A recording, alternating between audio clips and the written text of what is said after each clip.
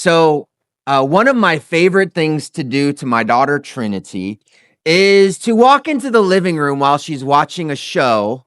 Right now, she's watching Gilmore Girls you can't be, you can't cheer for that. Like, oh, I walk in and I think, not again. This show is never ending. Anyways, I love to walk in to annoy her, and I'll be like, oh, so what's going on? Why is she so mad? Oh, are they dating again? Like who's that guy? And like she just kind of looks at me like I get the side eye, And but what I really what really annoys her is when I start reading the subtitles with expression. I'm so glad to be here with you today. You know what I mean? And eventually we'll get to the point where she just goes, Dad. And I'm like, well, I explained to her, like, well, Trin, I just walked in. Like, I'm only asking because I need to know because I missed so much already. I'm just trying to catch up. Right? Because everybody knows you can't sit down in the middle of a movie. You can't open up the middle of a book and expect to understand what's taking place, right? Only those who have been following the story from the beginning understand why what is happening means so much. So, okay, that's crucial to the text that we're going to be looking at in Mark today, because we're not going to finish, but we're going to begin one of Jesus's most famous and longest teachings in all of the Gospels. It's sometimes called by theologians, it's sometimes called the Olivet Discourse, only because Jesus was sitting on the Mount of Olives as he was sharing it. It may be even more familiar to some of you by reading Matthew 24, which contains an even longer version. And also it's in the Gospel of Luke chapter 21. But it's important because there are some Bible teachers who take Mark 13, what we're going to read today, and it's like they enter the story halfway through the middle. They skip everything that's been taking place before, and they jump directly to Mark 13, and they start making prophetic timelines and trying to predict the future. I think because we have been walking our way through the Gospel of Mark, we're going to see something very different. Now, before we jump in, I just want to take a step back and remind you of where we have been in recent weeks. So this is going to kind of make our way from left to right? Jesus walks in on Palm Sunday of Passion Week, rides a donkey into Jerusalem, walks into the temple courtyards, looks around, and then leaves. The next morning, he comes across a fig tree, and he curses this fig tree for having no fruit on it, continues past the tree, goes back to the temple courtyards where he overturns the money changers' tables and calls them out for being a den of robbers or a den of thieves. And then he leaves. On Tuesday, Jesus comes back to the temple courtyard again, 3 days in a row. Jesus is now questioned by every religious group possible. The Herodians, the Pharisees, the Sadducees, they're all asking him questions. He answers every one of their questions, but he does so in a way that leaves them ashamed and that their corrupt hearts are exposed. And finally, Jesus lifts 7 judgments or 7 woes against the chief priests and these religious leaders. And then just before leaving the temple courtyard, Jesus turns everyone's attention to this widow who drops 2 little coins into the treasury, and he says, hey, guys, look. Sorry, was that loud? I was just, my bad. The temple courtyard was really busy, so I had to do that. He's like, look at that woman. Look at her faith. That is very pleasing to God because she was literally taking what she had and leaving it in the hands of God. And that's exactly the type of faith Jesus would have a few days later when he takes everything he has, his very life, and puts it in the hands of the Father. That's how Mark 12 ends. Now, Mark 13 is going to be a new chapter, but it's not what we have to get. This is not a new story. Jesus is continuing his exposure of the corruption of the temple system. And what we're going to find before we get to the end today is Jesus is not only announcing the end of the temple system, but he's actually announcing the beginning of a brand new way of relating to God, a new temple.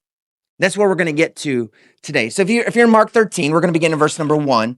Mark 13, verse number 1 says this: as Jesus was leaving the temple, one of his disciples said to him, "Look, teacher, what massive stones, what magnificent buildings. Do you see all these great buildings?" replied Jesus. "Not one stone here will be left on another. Every one will be thrown down." Now, before we keep reading and we start to unpack what Jesus is saying here, like what we have to know is Mark is providing a pattern. Things appear one way from a distance, but as we take a closer look, we see things very, very differently. For example, again, starting on your left, that leafy fig tree, it appeared to be, but it had no fruit. The busy temple, all kinds of religious activity. Closer look, it's a den of thieves. Those religious leaders who wore the long flowing robes, take a closer look, because under those robes is a corrupt heart. That overlooked widow who no one paid attention to, take a closer look. She's got the kind of faith that moves the heart of God. And now Jesus is going to invite his disciples who are just mesmerized by this beautiful temple. Hey, let's take a closer look and see what really is going on.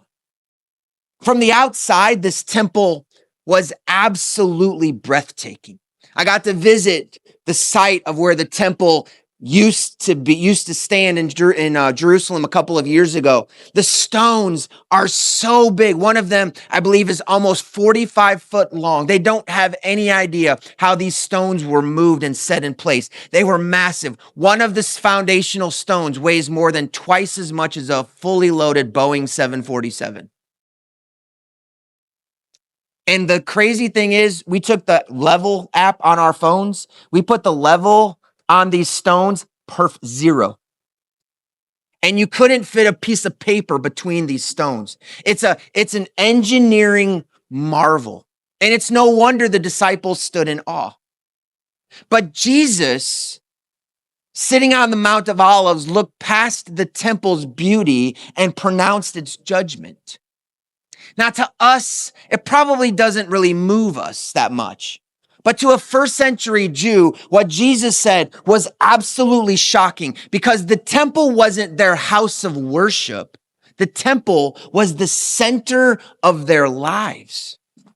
Like it's where sacrifices were offered, where sins were atoned for, where the presence of God actually dwelled. It's the place where heaven met earth. It's not going to be the same, but it would be in a way like us getting a news report that a ballistic missile was headed for Washington, D.C., and the power of this missile would decimate everything there. Like, to us, Washington, D.C. is kind of like the heart of the United States of America, and to see it be down to nothing, you'd be like, wow, that's the centerpiece of our lives. And so clearly, when the disciples hear the temple is going to be pushed down, not one stone left on another, they're shook, and they want to know more. So they approach Jesus once they get to the Mount of Olives. Look at verse number 3.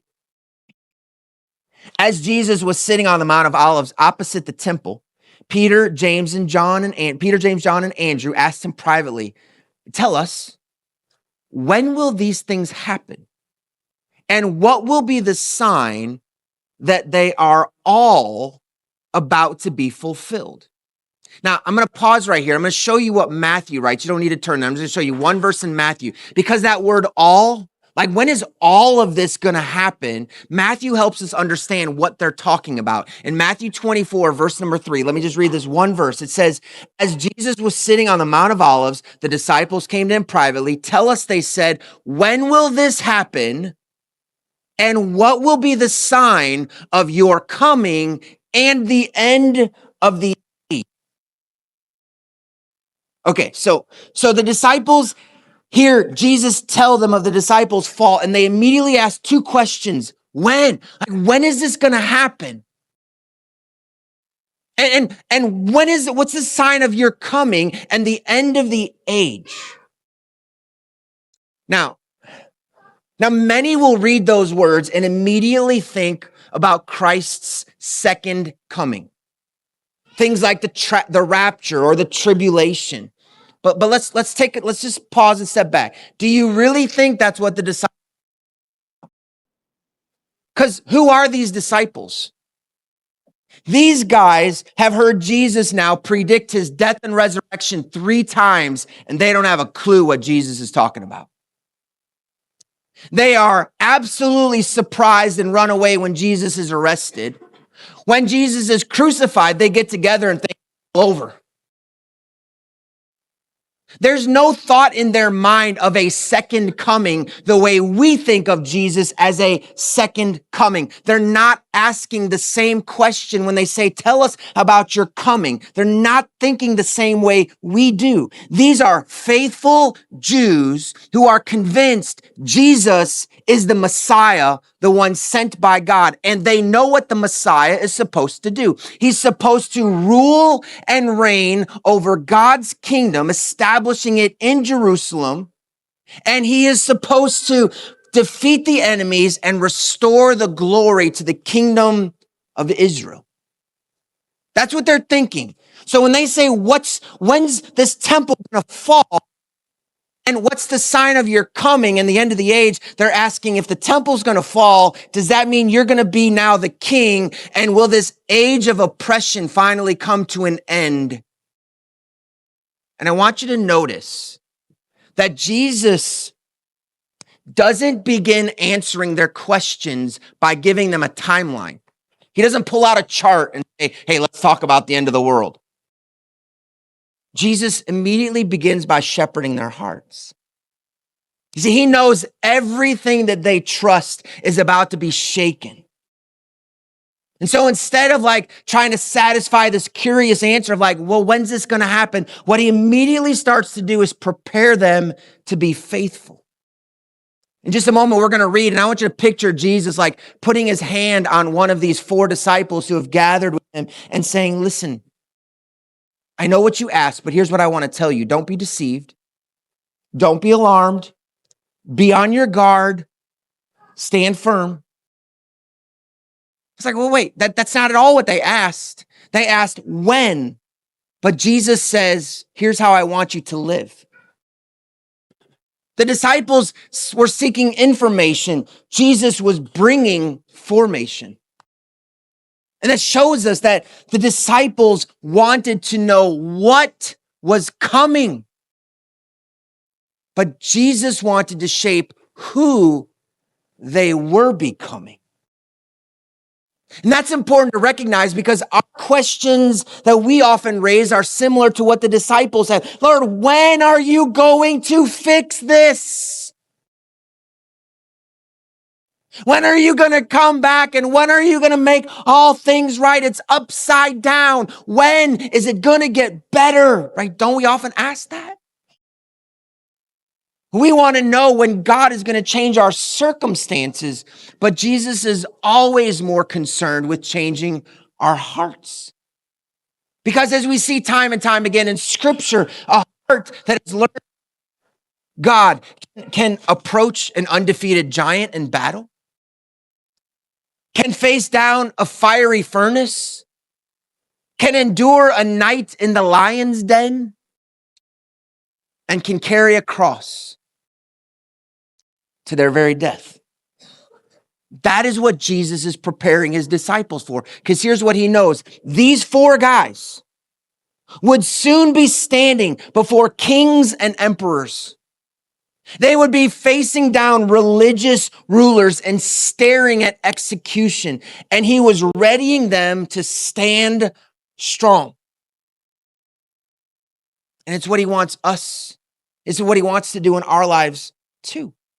Preparing us to be who we need to be, not answering all the questions that we're asking.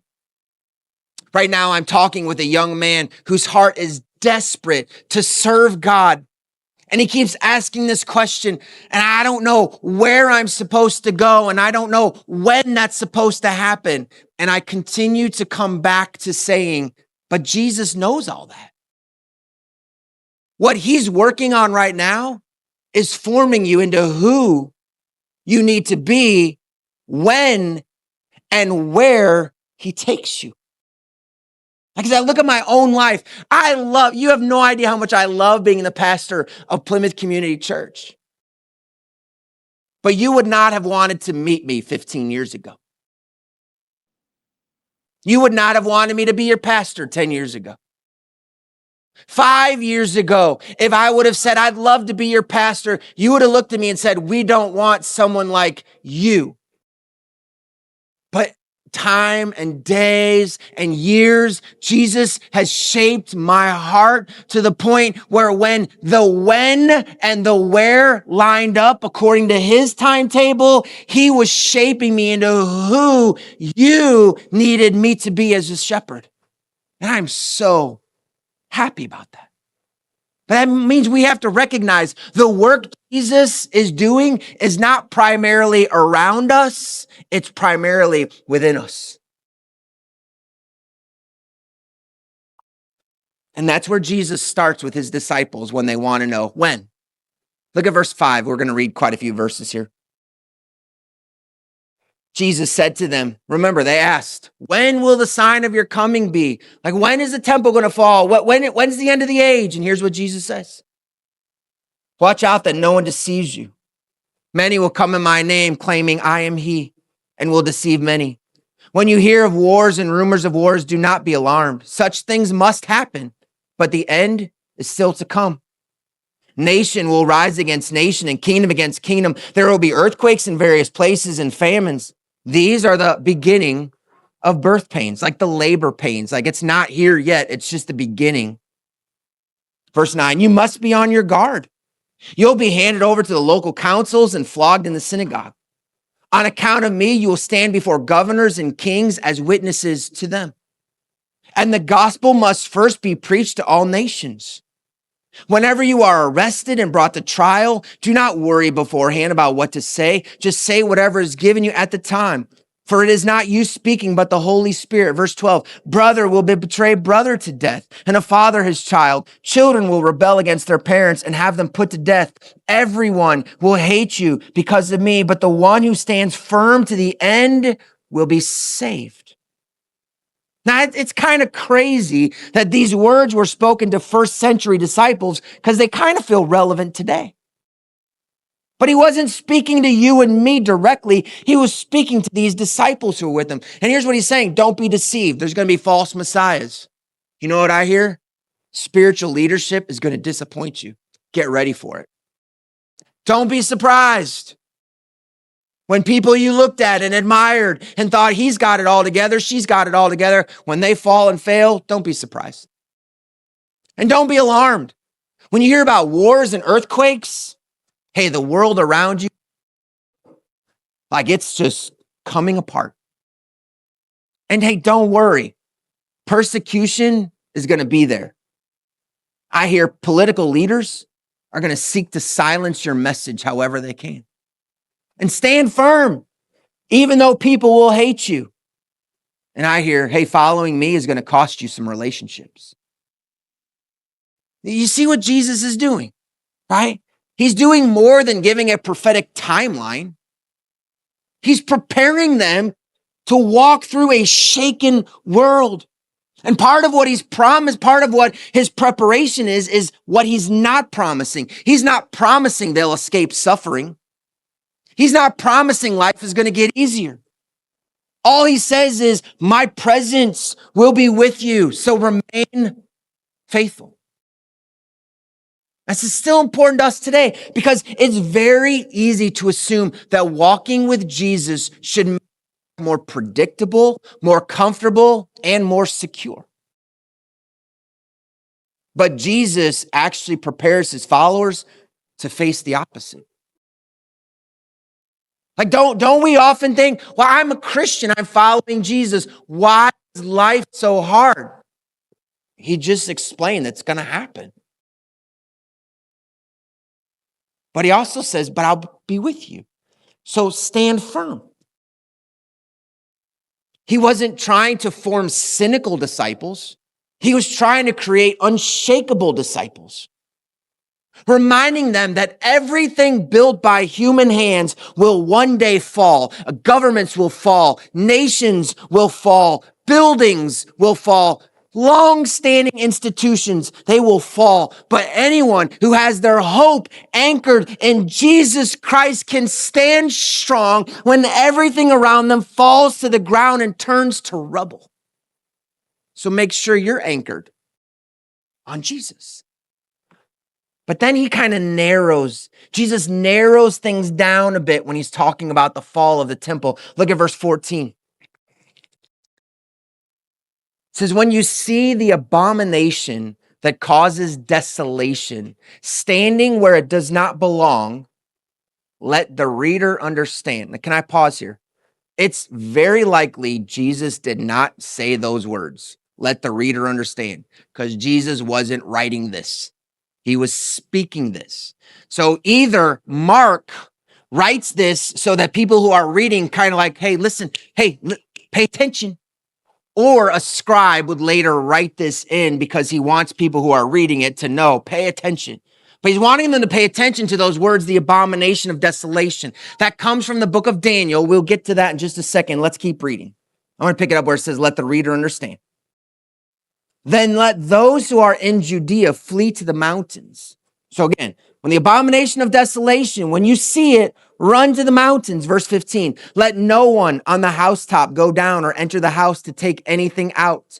Let no one in the field go back to get their cloak. How dreadful it will be in those days for pregnant women and nursing mothers. Verse 18, pray that this will not take place in winter, because those will be days of distress unequaled from the beginning when God created the world until now and never to be equaled again. If the Lord had not cut short those days, and so no one would survive. But for the sake of the elect whom he has chosen, he has shortened them. At that time, if anyone says to you, look, here is the Messiah, or look, there he is, do not believe it. For false messiahs and false prophets will appear and perform signs and wonders to deceive, if possible, even the elect. So be on your guard. I have told you everything ahead of time. Now, I'm going to be real honest with you. Like, I would love to geek out and talk about every single one of these phrases because it's cool to me. And if you want to talk about these phrases, like, what does it mean when he says, like, till it's never been like this before and it'll never be like this again? Like, I mean, this kind of stuff is so cool to me. But I think if we start trying to break this apart piece by piece, we're going to miss the main point of Jesus's teaching, which is this: before the temple falls, chaos is coming to your world. So get ready for it. When Jesus says, if we go back to that very first verse we read earlier, it says, when the abomination that causes desolation, Jesus says, when you see this, run for the mountains. Now that phrase comes from Daniel, and prophecy teachers explain it in so many different ways. But really it's pretty simple because Luke actually tells us. I'm going to show you Luke's gospel. Luke takes the mystery away from it. He says, when you see Jerusalem being surrounded by armies, you will know its desolation is near. Okay, so abomination of desolation, not too hard to understand what's happening when you see those armies gathering around Jerusalem. Here's what you need to do: run. And Jesus was right, because in AD 66, just less than 40 years after Jesus was crucified, the armies of Rome began to surround Jerusalem. They would cut off all the supply lines, and within a few years, they would completely destroy the city. The treasures of the temple would be plundered. The soldiers would enter the temple and they would offer sacrifices on the very altar that was meant for Yahweh.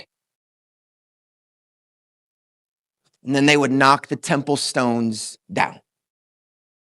But what's amazing is historians will tell us that while countless Jews were stuck in Jerusalem and ended up perishing by what the Roman armies were doing, many of the early believers of Jesus ran for the mountains when they saw the armies coming, and they survived. You see, Jesus was doing more than just answering this when. He was preparing them to survive as the world around them was literally collapsing. Like, you got to understand, in Jerusalem, the temple, everything that meeting with God, what it meant was gone. The sacrifices, gone. Priesthood ended. Temple torn down. And yet Jesus said, stand strong. And here's where it gets really good. Because Jesus knew what they did not yet know. This is so cool. The fall of the temple didn't mean God's presence was being taken away. Instead, God's presence was coming closer than it had ever been. Because think with me.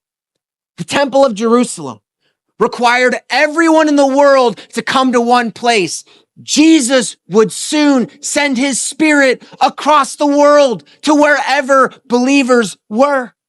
The temple was built, even though there was a court for the Gentiles, only one nation could go into that temple, the Jews. Jesus was about to extend the invitation to all nations. The temple only allowed the high priest to enter the Holy of Holies, the very presence of God. Jesus was about to tear the veil down and say, hey, everybody, you can all come boldly to the throne. Temple required continual daily sacrifice. Jesus would soon speak these words. It is finished. So here's what we have to get. Jesus was doing more than preparing his disciples for the destruction of the temple. He was preparing them for the construction of a new one. And this new temple would be believers filled with the Spirit of God. Wow! Herod's temple had been built using massive stones. The new temple of God would be built using redeemed sinners. Herod's temple was that the temple always pointed to the presence of God. And now Jesus, though, was saying that temple doesn't contain the presence of God. That's not behind the veil. I'll rip it soon and show you the very presence of God is in me, which is why Jesus started to show this early in John 2. He's like, hey, destroy the temple. I'll raise it again in 3 days. And the religious leaders laughed at him because they looked at it and said, it took us 70 years to build this temple. You think you could build it in 3 days? And he says, no, I'm speaking of the temple of my body. Wait, what? How is Jesus's body a temple? What happened at his baptism? The very Spirit of God descended from heaven, anointed him, and filled his earthly vessel with the very Spirit, the very presence of God. And where the presence of God dwells, that is the temple. And get this. You ready?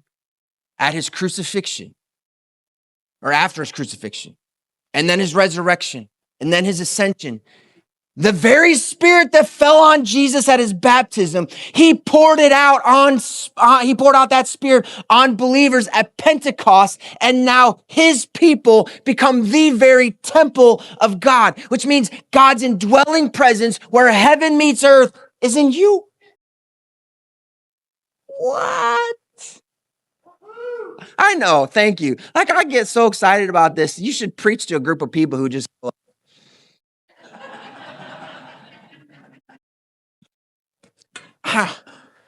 here's how Paul describes it. Don't you know that you yourselves are God's temple? And God's Spirit dwells in your midst.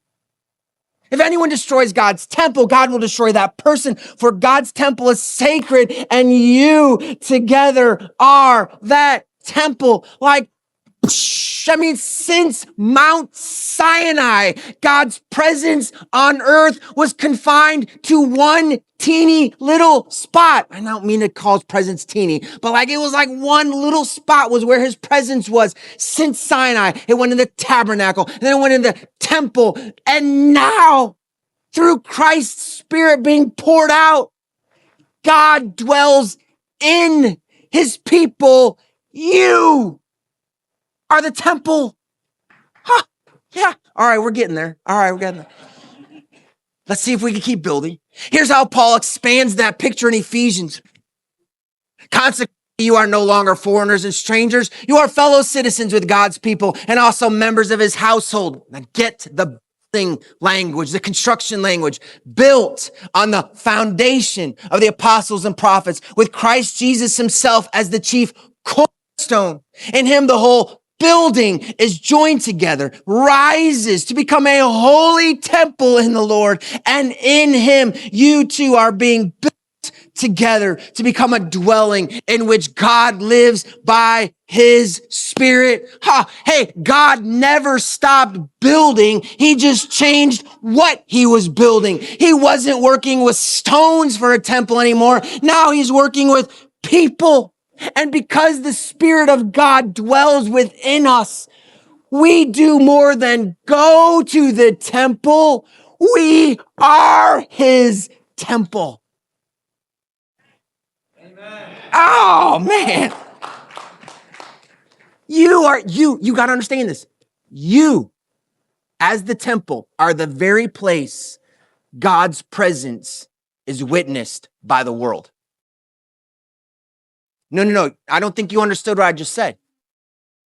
If you are God's temple, you are the very witness of God's glory to a watching world.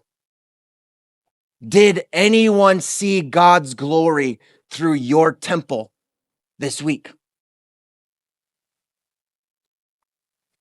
See, we have a far greater purpose, church, than just coming to a service on Sunday. Peter, one of the four who sat at the top of the Mount of Olives and heard Jesus talk about the temple, this is what he writes. 1 Peter 2.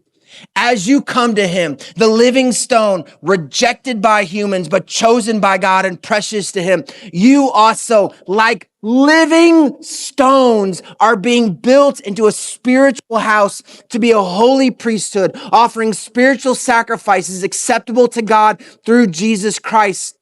But you are a chosen people, a royal priesthood, a holy nation, God's special possession. Right? So this is why, so that you may declare the praises of him who called you out of darkness into his wonderful light.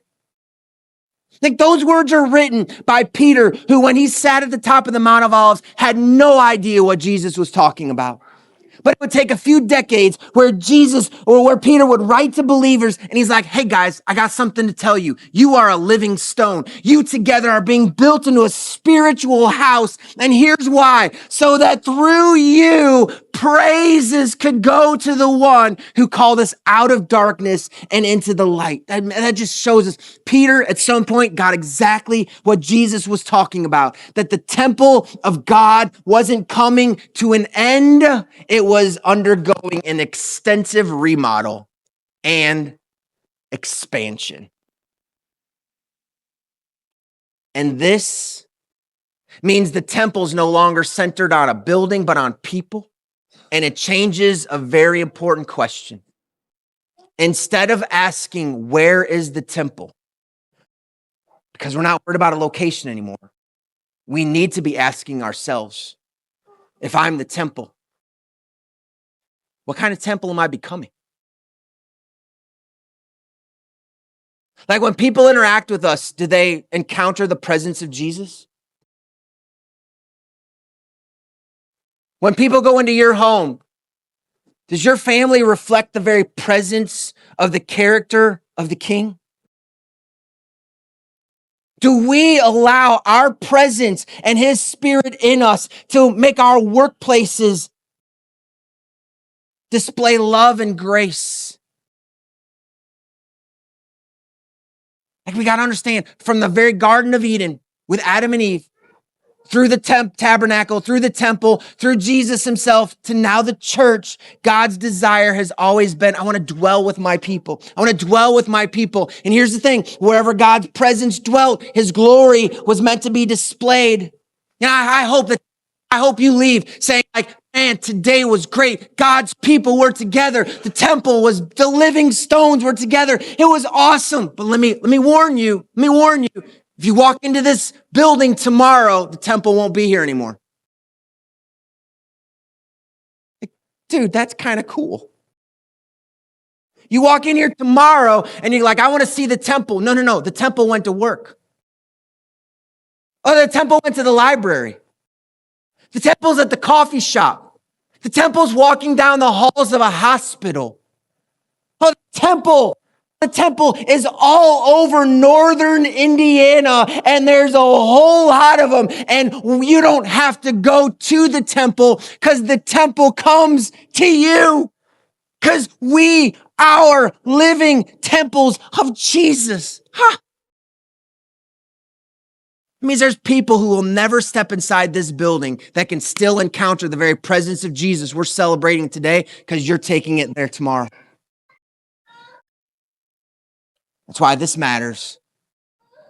Because a more important question than will I be at church, and I am not downplaying that at all. You can't just watch church. You need to be at church, okay? I'm not downplaying that. But a more important question than will I go to church today is, will I be the church this week?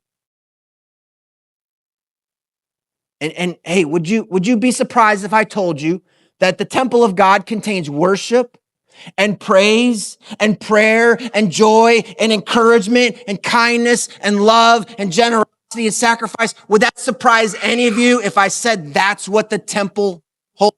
Would that surprise any of you? Okay, I didn't think so. Well, guess what? You're the temple. So if we have worship, you bring it. If there's prayer in the temple, you bring that prayer. That's why we're not called sitting stones. We're called living stones. And as we pour our lives into others, as Jesus has poured his life into us, the temple continues to grow, which means, like, this is crazy. For 2,000 years, the temple of God has been under construction.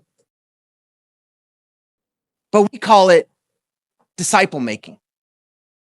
Because every time someone is discipled or served or pointed to Jesus, the temple continues to grow. And I just want to encourage you as we close. Every living stone has a place in what God is building. Every one of you here, if the Spirit of God is alive in you, as a living stone, you have a role in the construction of the temple. And so here's my question to leave you with today.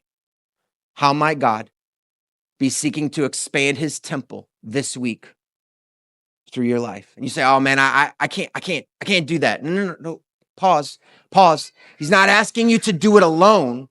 Jesus is the one who said, I will build my church. His Spirit is in you, not asking you to do the building, asking you to be the willing participant to whatever he asks you to step into. We don't carry the responsibility to build. Christ is building his church, and he's doing it in you and through you for his glory. I'm excited to get to the end of Mark 13 next week. Let's pray together. As we bow our heads, I don't want you leaving thinking primarily about a building that fell 2,000 years ago. I want you to be thinking of the building that Jesus is doing today.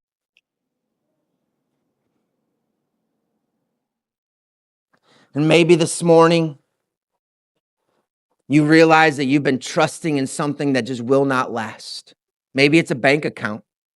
Maybe it's another person. Maybe it's that job security.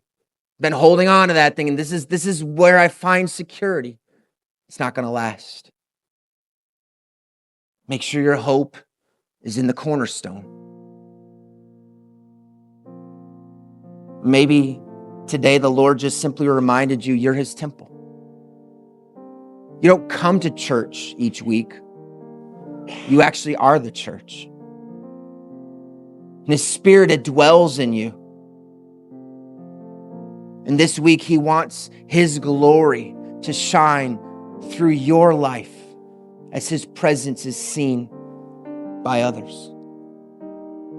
So I just want to encourage you to take a quick, quiet moment this morning before the Lord. Would you ask him to search your heart?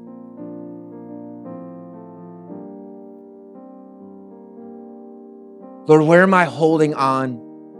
Where's my security? Am I expecting life to be easy when you told me it won't be easy, but I'll be with you?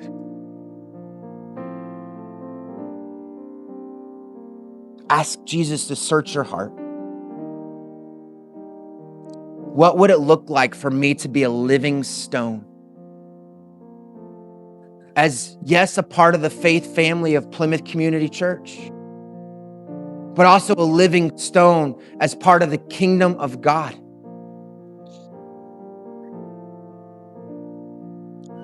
Jesus, what do you want me to do this week? Is there someone that I need to speak with, to pray with?